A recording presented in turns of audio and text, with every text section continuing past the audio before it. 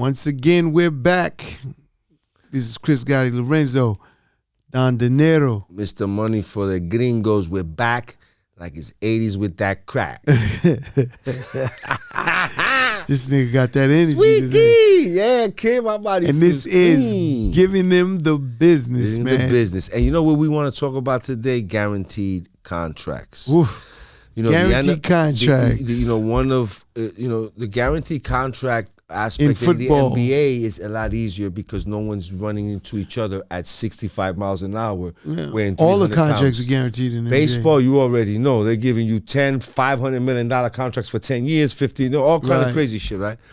But in the NFL, it's been so hard to get guaranteed contracts because of the collision, because of no one wants the to. volatility. Well, no, that's a big word right there. Yeah, I know. You know. But I do insurance, Yes, right? yes, so you know. It's risk management in football because they have to analyze the body, they have to analyze the position, everything. It's crazy that you said that. Correct me if I'm wrong. Maybe 10 or 15 years ago, many NFL football players would get an insurance policy before they would get drafted, right? Yes. Just in case they got hurt because there wasn't guaranteed money. Right. Right, something like that. And I'm pretty sure back then, because you've been in insurance for a while, I just feel like now we're in a situation, if everyone's been watching the news lately, with the young man from the Baltimore Ravens. Man. Lamar Jackson. Shout out Lamar Jackson, man. And, Keep your head up, man. Him basically, you and I have a saying in business is you get what you negotiate. What you negotiate. That's it. Okay, but he's in a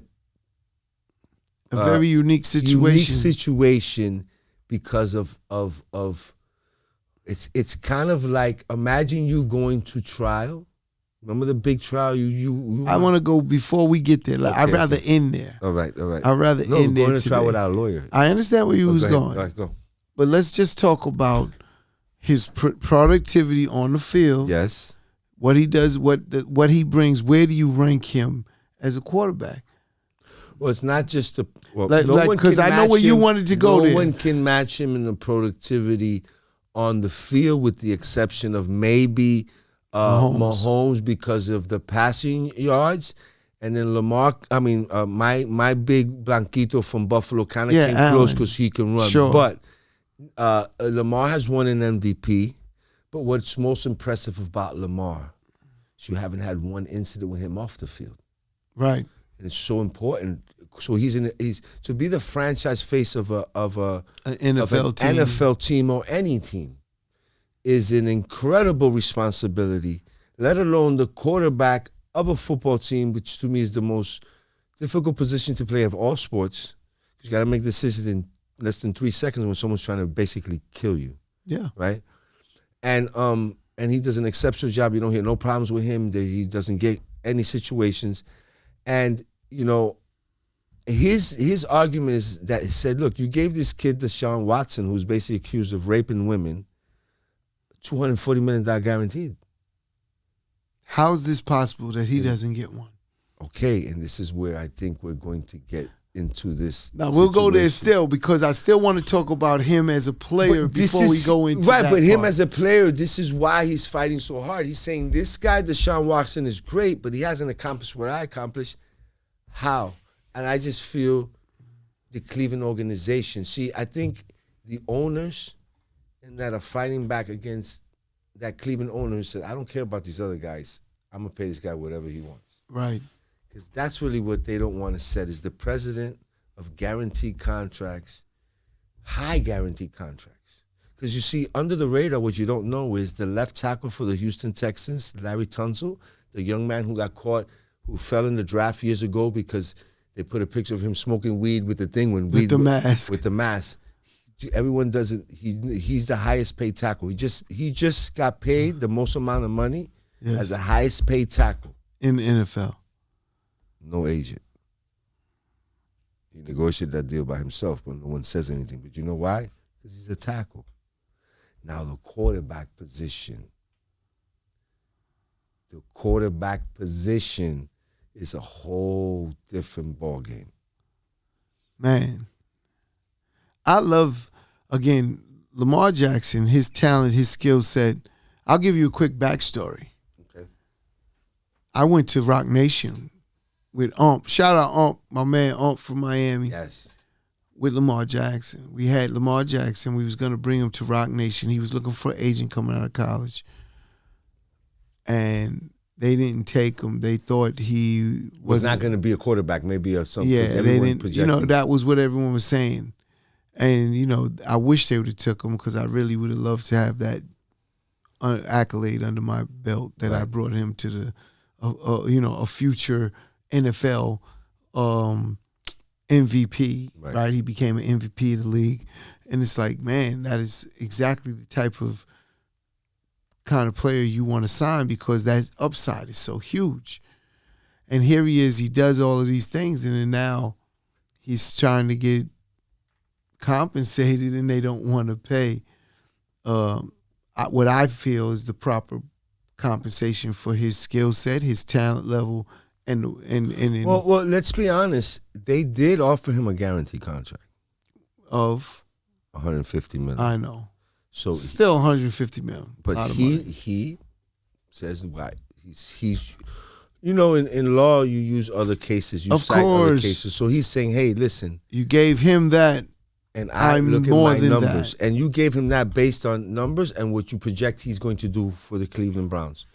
So he has he's negotiating correctly. I think the problem with Lamar is he does not have an agent, right? And I feel there's still the good old, there's an integrity aspect. I think the general managers. But you just said that tackle negotiated the highest paid contract without an agent. True. But so what's the problem? You're saying because it's a tackle? It's a left tackle. So what does that mean? It's still money. Not the same amount guaranteed. His guarantee is $30-40 million. It's a different precedent when you have a guy like Lamar Jackson, and mind you, the position of quarterback. Let's go into the future. Did you see who's getting drafted? It's a lot of African American quarterbacks. It's inevitable. Okay, so just now look at college. So now, let's say this. All of a sudden, Larry Tunsil, they didn't make no slide. He's not as popular as Lamar.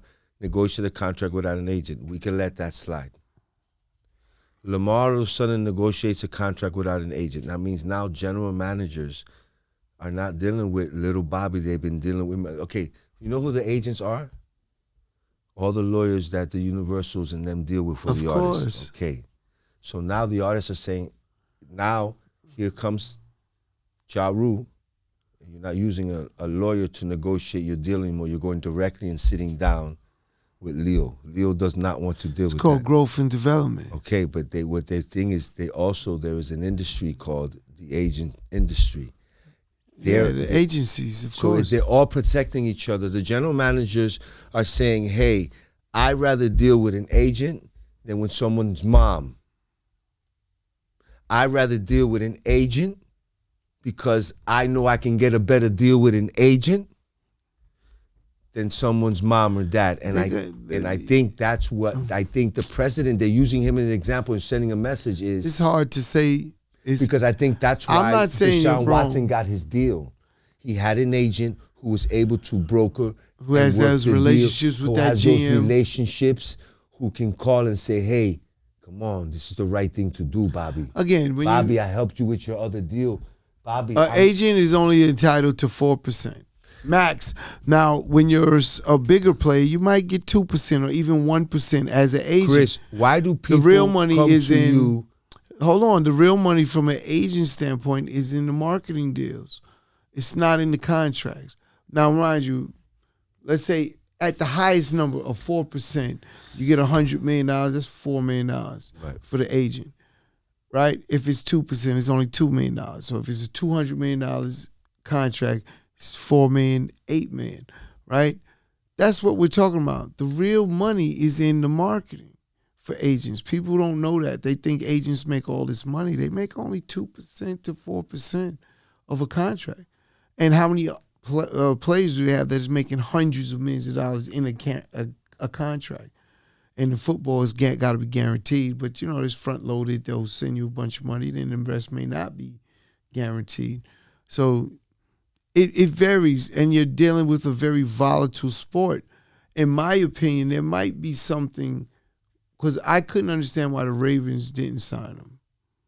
Well, they gave him a non-exclusive franchise tag, which he has is his sweat equity. $32 million guaranteed if he signs it. Yeah. For 1 year next year. So most money he'll made combined that he's played. He hasn't made $32 million all the years he's played. Right. So in 1 year he can make it. But they did that to say, hey, they knew he didn't have an agent. That he was representing himself. So they said, here, we're going to give you, now go get a better deal. Now the catch is this. If Cincinnati, because he's a non-exclusive franchise tag, any team that negotiates has to give besides the deal, has to give the Ravens 2 first-round draft picks. And the Ravens gets to match the deal. So the Ravens are saying, okay, this is our offer to you. Let's see what we get. And then I'll match it. And then I'll match it. So because they know they'll match it, no other team will even touch it. Put an offer up. Because first of all, I got to give up 2 first-round draft picks and then most likely to match the deal. So they put them in a conundrum, right? They put them in a situation that maybe an agent might have negotiated because, Chris, I'll say this again. Why do artists come to you to say, hey, Chris, help me. I have great music. Information is knowledge. No. Relationships. Your relationship. Yeah. Because when this kid today was rapping in the barbershop Spanish, he was the first person you called. Yeah, you. Brother Don De Niro, your relationship. That's right. So who knows if you was an agent, you're an agent. I'm a general manager. You just seen a kid catch you. You went to go see your boy you went to go see Prince at Wagner, and you see this defensive end that's a monster. Yeah. You're making a call. Yeah. Okay. So what I'm saying is that what relationships does Lamar have with general managers? None. Then all of a sudden, none that's even if he does, it's none that's significant. Nothing. They went ahead. He had a buddy of supposedly a friend of him calling teams, and the NFL sent out a letter and said so and so is not certified to negotiate, can't talk to teams. But that's not them just blocking that guy. That is like a law. True. Or inside in the bylaws of the NFL. True, but the you irony have to be is registered and certain. So they're saying $2,500 and it's a 1 week course. They said right. So what they're saying or is if you're an attorney, what they're saying is that everyone knows the bylaws. Why do you have to go write a letter about it, like to embarrass Lamar? And then Lamar tweeted, "No one's ever called on my behalf. So who's lying? Why go out of your way? Why go out of your way to let ESPN in the morning say that? Why go out of your way to do all that?"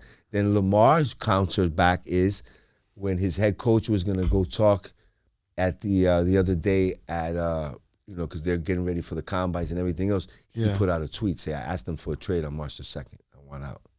Right? So that's the back and forth. Then the coach says, did you hear the tweet? He's like, no, we want Lamar back. We built our whole offense around him. So it's not cool. It's a bad taste. You don't want your quarterback feeling he's not loved. I don't know how they're going to fix it.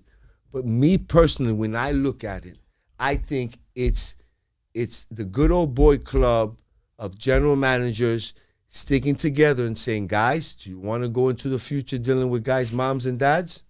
If we don't take a stand on this now, that's what's going to happen. That's my opinion. If this is over Lamar because he's representing himself, again, and it wouldn't shock me.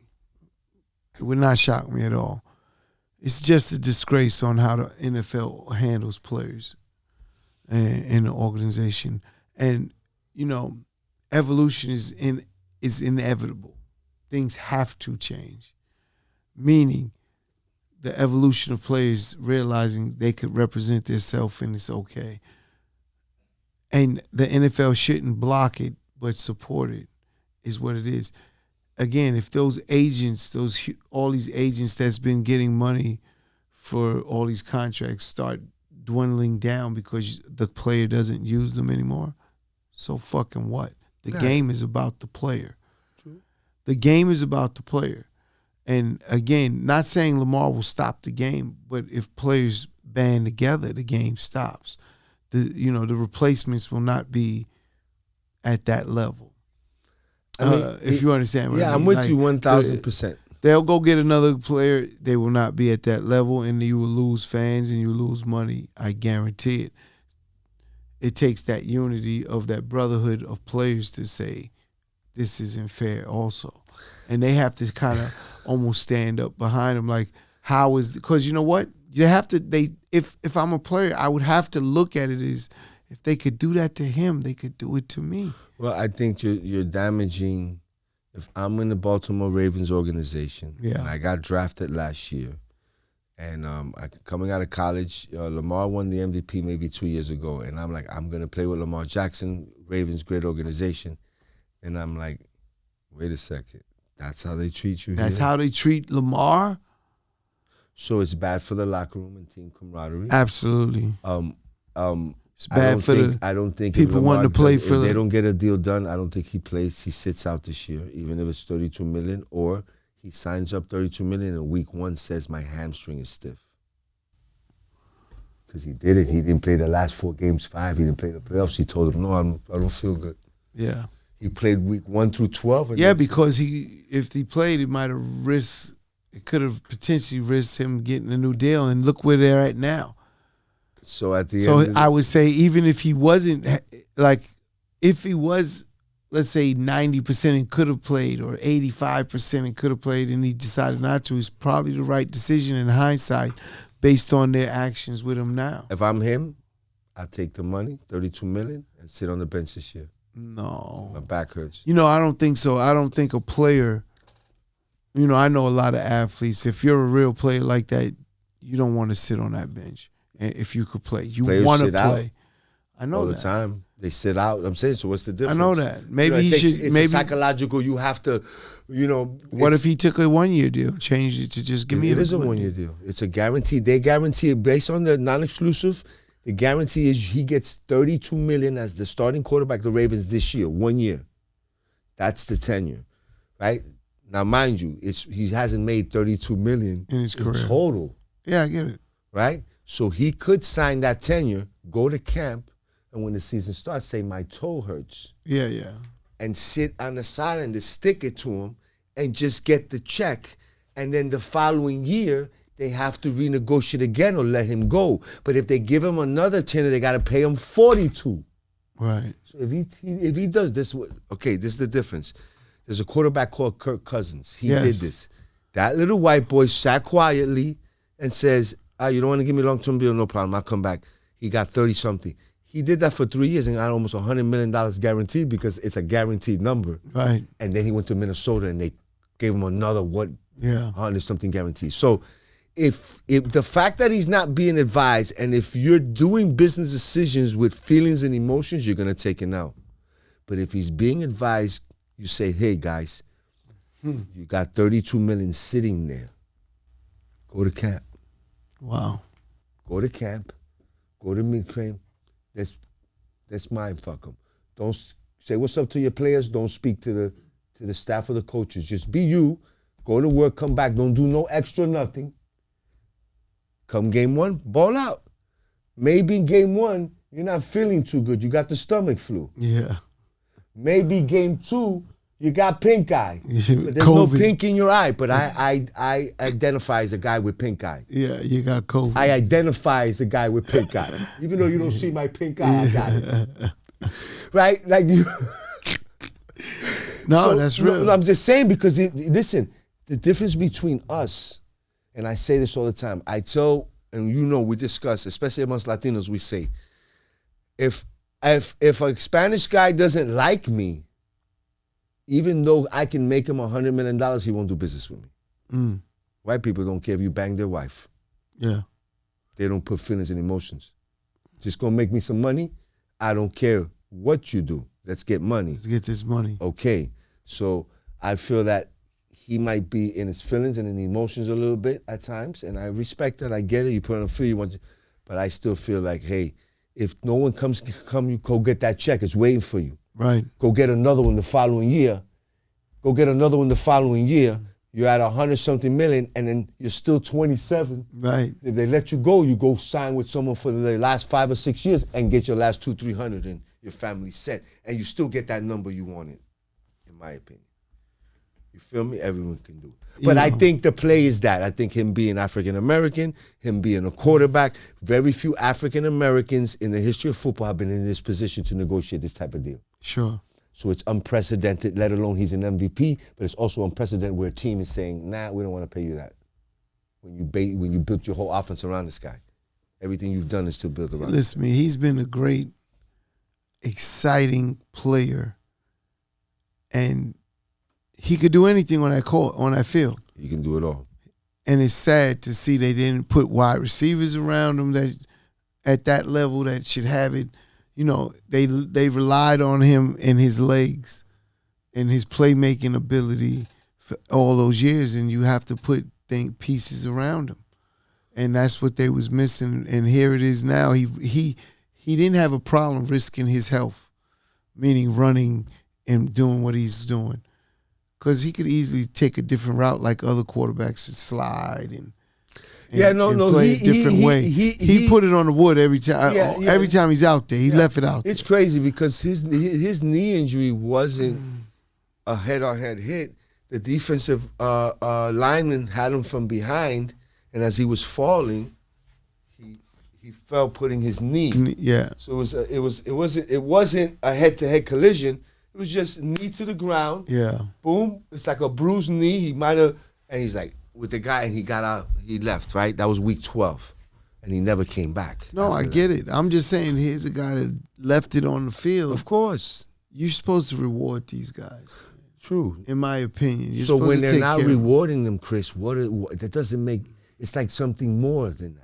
Yeah, it's deeper than that. Maybe it's deeper than that. Maybe he banged the GM's wife or something. Yeah, but I've never seen a guy in the market that other. Let me ask you a question. There's 32 teams in the NFL. How many got superstar quarterbacks? 5 teams? 6 maybe? If that. Okay. So how do you don't go after a superstar quarterback? How do you don't secure them? When no one has. But they're also saying is because of the way the Ravens did the non-exclusive, then you already know that if you do get him, you know the number he wants. He wants almost $200 million guaranteed, and you got to give up 2 first-round draft picks. So they also, it's kind of like you're damn if you do, you're damn if you don't. So they put him in a tough spot, bro. It's like they broke up with him, and then they're telling everyone he's got AIDS. Right or wrong, right? It's like, he's got herpes, the shorty's shitting on you right now. Oh, my God. Right? So you can't even, it's like you're not with her, but you can't find a new piece. Ma, hold your head, Hold your head up. Hold your head up. Hold your head. God has a plan for you. When you're going through the storm, I think you're going to be okay. You're one of the best quarterbacks in the league. That's right. You're young, exciting. That's right. I'm a Bills fan, but I respect talent. And, we did beat you when you threw that interception, in Buffalo. I just got to remind that. You just got to remind him? Hey, yeah, listen, I thank you for that. Man, come on, Lamar. You got this, though. Stay focused. NFL guaranteed contracts. Before we get out of here, I want to make sure you like, share, subscribe, and we will keep giving you and bringing you this content. Definitely. Every week, giving them the business. Dándote el negocio.